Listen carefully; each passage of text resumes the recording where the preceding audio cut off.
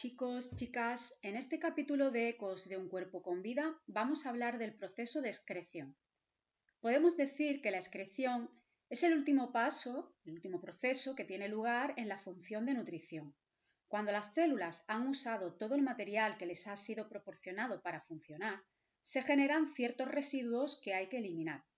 Excretar es justo eso, eliminar las sustancias de desecho. Esas sustancias que han sido producidas por la actividad celular, así como los restos de la digestión. Si no se eliminaran estas sustancias, se acumularían en el organismo produciendo toxicidad. Debéis saber que existen distintas sustancias en el organismo que han de ser excretadas y que existen distintas vías de excreción dependiendo de cada una de esas sustancias. Las principales sustancias de desecho y su vía de excreción son las siguientes. El dióxido de carbono, que es el residuo de la respiración celular, es un gas y se elimina a través de los pulmones y las vías respiratorias. La urea y el ácido úrico son sustancias que contienen nitrógeno. Estos desechos se forman cuando las células catabolizan las proteínas. Estos compuestos viajan en la sangre hasta los riñones que la filtra eliminando de ella estas sustancias y formando la orina, que se expulsará del organismo a través de las vías urinarias. Una pequeña parte de sustancias de desecho se eliminan a través del sudor. El sudor es producido por las glándulas sudoríparas que están en la piel. De hecho, el sudor tiene una composición parecida a la orina, pero mucho más diluido. Además de agua y sales minerales, el sudor contiene una pequeña cantidad de urea, ácido láctico y algo de glucosa. Por último, la bilirrubina. La bilirrubina es una sustancia que resulta de la descomposición de la hemoglobina en el hígado, así como otras sustancias que el hígado se encarga de convertir en sustancias menos tóxicas. Todas ellas serán vertidas poco a poco al duodeno del intestino y se eliminarán junto con las heces fecales, que son los restos de la digestión. Y por supuesto, esos restos de la digestión también han de ser excretados. Muy bien, ya que hemos dejado claro que existen distintas vías para eliminar del organismo lo que ha de ser eliminado, vamos a concentrarnos en el aparato urinario, es decir, el aparato encargado de filtrar la sangre, formar la orina y expulsarla. En muchas ocasiones veréis que se habla de aparato excretor para referirse al aparato urinario, pero en mi opinión es más correcto hablar de aparato urinario, ya que como hemos visto hay más formas de excreción. Pero bueno, independientemente del nombre que le demos, vamos a lo que importa. El aparato urinario está compuesto por los riñones y las vías urinarias.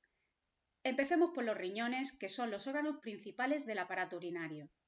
Poseemos dos riñones. Tienen una longitud de unos 10 a 12 centímetros y se sitúan en la región posterior del abdomen, por encima de la cintura, a ambos lados de la columna vertebral. Si hacemos un corte sagital en un riñón, es decir, si lo cortamos de arriba a abajo pasando por el centro y obteniendo dos mitades iguales, podremos observar a simple vista las siguientes zonas desde fuera hacia dentro del riñón. La cápsula renal, que es una envoltura de tejido conjuntivo que protege al riñón. La corteza renal, que es la zona más superficial del interior del riñón. Y la médula renal, que es la zona más profunda del riñón. La médula está dividida en unas estructuras en forma de conos que se llaman pirámides renales o pirámides de Malpighi. La corteza renal ocupa los huecos que hay entre las pirámides de Malpighi que forman la médula. Por último, la pelvis renal, que es una cavidad con forma de embudo que recoge la orina formada en las pirámides de Malpighi y la conduce hasta los uréteres. Las estructuras que vemos a simple vista en el riñón son el resultado de cómo se disponen en él el millón de nefronas que lo constituyen. Las nefronas son las unidades funcionales del riñón. De ellas os hablaré en el siguiente capítulo. Continuando con la anatomía del aparato urinario, una vez que hemos visto cómo son los riñones, Pasemos a las vías urinarias. La pelvis renal de cada riñón desemboca en un tubo fino que se llama uréter. Tenemos 2 uréteres, uno por cada riñón. Recogen la orina fabricada en cada riñón y la conducen hasta la vejiga urinaria. La vejiga urinaria es una bolsa muscular distensible. En ella se acumula la orina antes de ser expulsada. Está situada en la parte central de la pelvis. Tiene una capacidad de entre 250 a 500 mililitros, o sea, entre un vaso y 2 vasos de agua, fijaros. Cuando está vacía, se encuentra plegada. A medida que se va llenando de orina, la vejiga se expande y adquiere forma de pera. Cuando se ha llenado lo suficiente, el aumento de tamaño ocasiona un aumento de presión que es detectado por el sistema nervioso y se desencadena el reflejo de micción, es decir, una contracción involuntaria de la vejiga y una relajación de los esfínteres de la uretra. La uretra, por cierto, es un tubo que conduce la orina desde la vejiga al exterior. En los hombres es más larga que en las mujeres y discurre por dentro del pene. La uretra posee un esfínter, que es un anillo de músculo liso que mantiene la uretra cerrada y así se puede acumular la orina en la vejiga. Recordad que el músculo liso es de contracción involuntaria, pero nosotros somos capaces de aguantar el pipí, ¿no? ¿Cómo es esto posible? Bueno, es que la uretra también posee otro esfínter que es de músculo esquelético y ese tipo de músculo sí que es de contracción voluntaria. Por eso, hasta cierto punto, podemos controlar cuándo orinar. Pero si la vejiga se ha llenado hasta el máximo, como os dije antes, ya no es posible controlar el esfínter de músculo esquelético, porque el otro esfínter, el de músculo liso, se abrirá sin remedio. Y menos mal, porque si no ocurriera así, la vejiga podría reventar. Para terminar este capítulo, voy a comentaros algunos problemas relacionados con el aparato urinario. Para empezar, hablemos de la cistitis, que es bastante común. Es una inflamación aguda o crónica de la vejiga urinaria. Generalmente se produce por una infección. Se siente escozor y unas ganas continuas de miccionar, o sea, tendrás muchas ganas siempre de hacer pipí.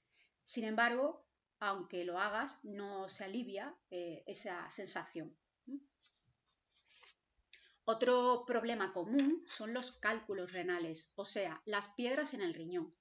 Estas piedras se forman en el riñón por depósito de sales de la orina. Su paso por las vías urinarias produce un dolor intenso llamado cólico renal o cólico nefrítico.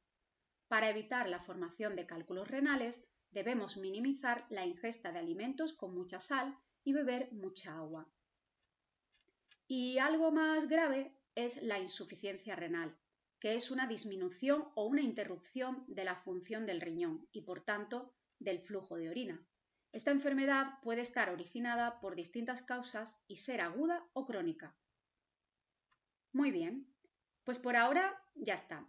En el próximo capítulo os cuento cómo se forma la orina. Hasta entonces, estudiad bien.